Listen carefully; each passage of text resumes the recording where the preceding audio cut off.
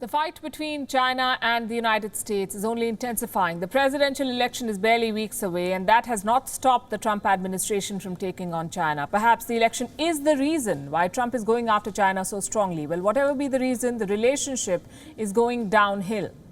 The latest point of contention is Tibet.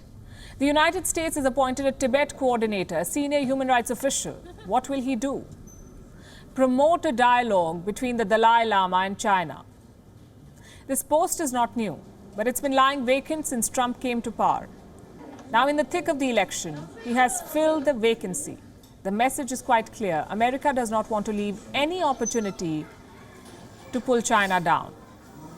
Robert Destro, the Assistant Secretary of State for Democracy, Human Rights and Labour, will take this job. The announcement comes right after China's re-election to the UN Human Rights Council, a council that America, by the way, left 2 years ago. U.S. Secretary of State Mike Pompeo briefed the press yesterday, and he used the opportunity to once again criticize China on its human rights violations. Whether it's Xinjiang, what's taking place there, whether it's Tibet, we talked about that a little bit here this morning, whether that's in Inner Mongolia and the Inner Mongolians' simple desire to live in freedom and exercise their own understandings of what freedom and human dignity look like. In each of those places, not had Hong Kong, in each of those places, we simply are demanding of the Chinese Communist Party what we ask of every nation, is to preserve basic freedoms, human dignity, religious freedom for every one of their citizens. Clearly, the United States wanted to make a statement. They wanted to highlight China's persecution of minorities on a day when China was re-elected to the Human Rights Council, and that's what they did.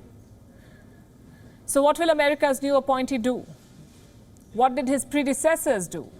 Beijing has never dealt with a special coordinator for Tibet, and it won't deal with this one either. China criticized this appointment and said that America is meddling in its internal affairs. The establishment of the so-called Special Coordinator for Tibetan Issues by the US is totally out of political manipulation and aiming to interfere in China's internal matters and undermine the development and stability of Tibet. China always firmly opposed it and has never recognized it. Such statements may not make any difference to America's approach. Earlier this month, the United States, alongside 39 other countries, raised China's rights violations at the United Nations. A joint statement was presented to the General Assembly. It demanded that independent observers, including the United Nations Human Rights Chief, should have unfettered access to Xinjiang, the province where more than 1 million Muslims are facing persecution. Last month, Mike Pompeo led a campaign to the Vatican. He urged the Pope to condemn China's human rights abuses. He was denied a meeting with the Pope, but Pompeo did communicate his stand to the Vatican's top officials. In the month of July, the U.S. State Department barred Chinese officials who restrict access to Tibet. Chinese authorities who have restricted journalists, tourists, diplomats, or American officials will not be able to get a U.S. visa now. The United States has taken a tough stand against China on the issue of human rights. What it needs is global consensus and the support, at least, of the Quad, countries like Australia, Japan, and India. They must join hands to counter China on its human rights record.